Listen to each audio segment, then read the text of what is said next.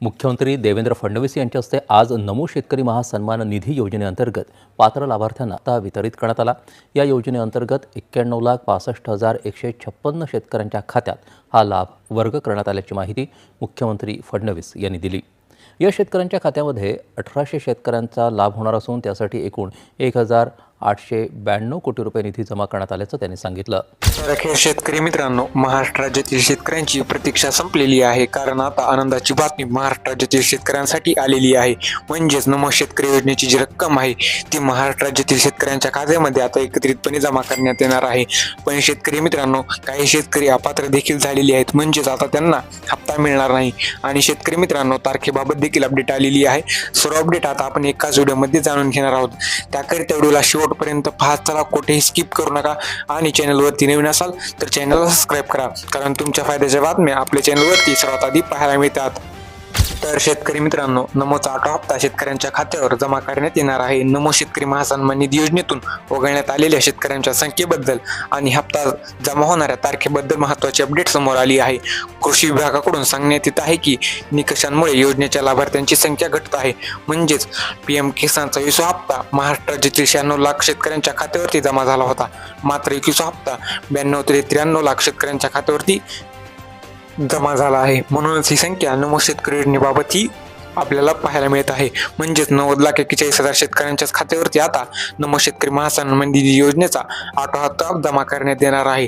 कारण जे शेतकरी PM किसान योजनेसाठी पात्र असतात तेच नमो शेतकरी योजनेसाठी पात्र असतात, म्हणून ही संख्या घटत चाललेली आहे। शेतकरी मित्रांनो, PM किसान जर मिळाला नसेल तर आता नमो शेतकरी ही विसरून जा। म्हणजे शेतकरी मित्रांनो, या योजनेतून मोठ्या प्रमाणात शेतकरी वगळले जाण्यामागचे कारण म्हणजे सरकारने लागू केलेले कठोर नियम आहेत।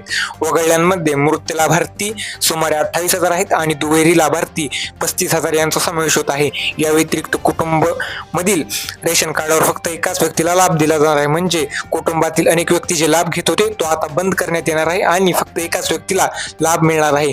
अशांना आता मोठा फटका बसलेला आहे। म्हणजे शेतकरी मित्रांनो, आता जे शेतकरी कुटुंबातील अनेक जणांच्या नावाखाली लाभ घेत होते त्यांचा लाभ आता बंद करण्यात येणार आहे। तसेच ज्यांनी ITR भरला आहे किंवा जे सेवा क्षेत्रात आहेत अशा शेतकऱ्यांची कठोर तपासणी केली जात आहे। त्यामुळे दिवसेंदिवस लाभार्थ्यांची संख्या नमो शेतकरी योजनेतून कमी होत चाललेली आहे। तर शेतकरी मित्रांनो, आता जाणून घेऊया की नमो शेतकरी योजनेचा 8 हप्ता कधीपर्यंत तुमच्या खात्यामध्ये जमा होणार आहे।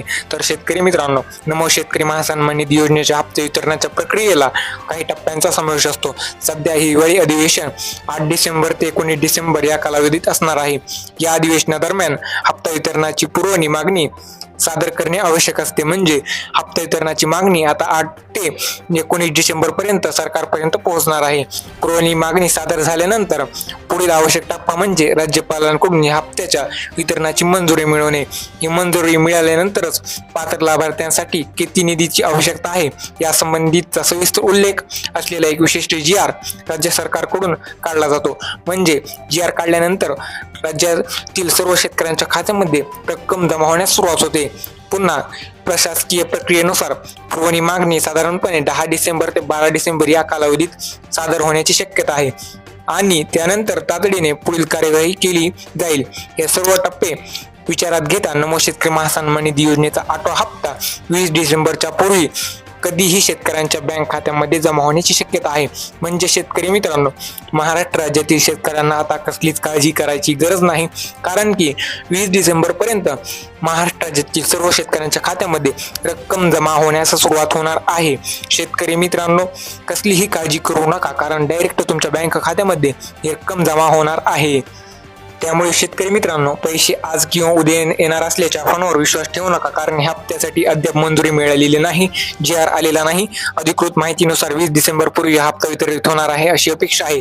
त्यामुळे शेतकरी मित्रांनो, असे फेक बातमीवर विश्वास ठेवू नका आणि अशाच ओरिजिनल बातम्या पाहण्यासाठी आपल्या चॅनलला सबस्क्राईब आणि लाईक करा।